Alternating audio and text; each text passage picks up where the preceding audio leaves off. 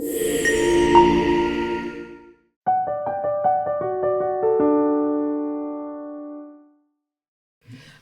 and blessings, everyone. It's me, Dr. Sabrina, and welcome back to the Soul Speak session where you, my beloved audience, have been submitting questions to me, and those questions have come from your heart around your challenges, and I am doing my best to answer them from my heart, from my challenges, and also from my 30 plus years of working as a therapist, as a storyteller, as a story listener, and as a peace builder.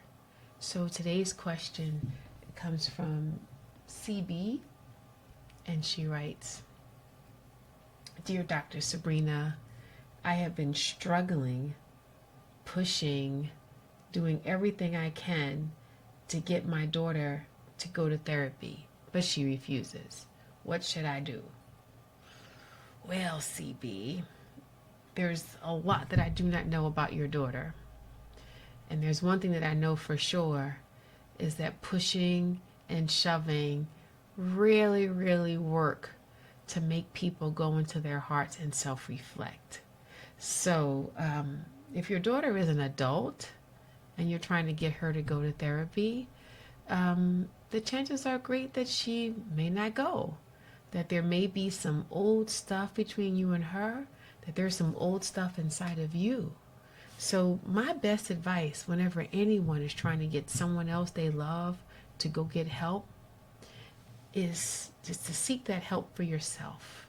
And I'm always reminded of this old Sufi story where this woman comes to the king and she says to him, help my son stop eating candy. My son eats too much candy.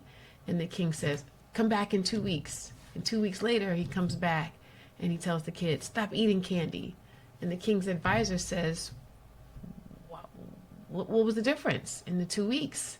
And he said, I had to stop eating candy. So for me, the lesson to that is I got to look at myself. So CB, I want you to look at yourself. Take responsibility for whatever your part is in what's happening with your daughter, but also responsibility for whatever you need to repair in your own life. And then hold your daughter with the deepest love while she sorts it out for herself. You didn't cause it necessarily, I don't know.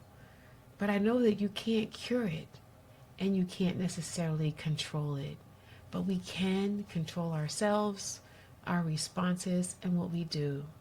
That's one piece. But the other piece I want to remind you of, if your intention is to help your daughter, is to not necessarily hold her to this notion that therapy is the only route for her health and healing.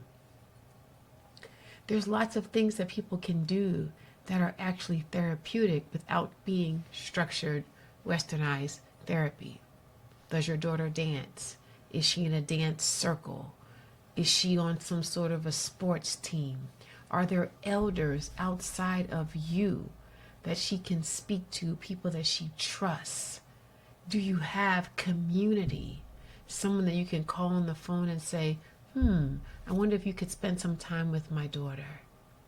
And see if that moves her heart to open up some more, and then moves her to get the help that you believe she needs, but she does not believe quite yet.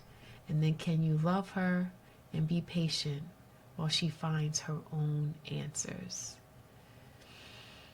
And finally, CB, as a mother and as a friend, I know it's not easy to walk through that tall grass.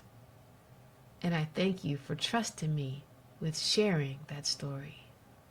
And I thank all of you for trusting me with your questions. Please bring more. There's so much for us to resolve together, and there's so many ways to get the healing that we seek. Thank you so much. I look forward to seeing you again. Have a glorious week. Peace and blessings.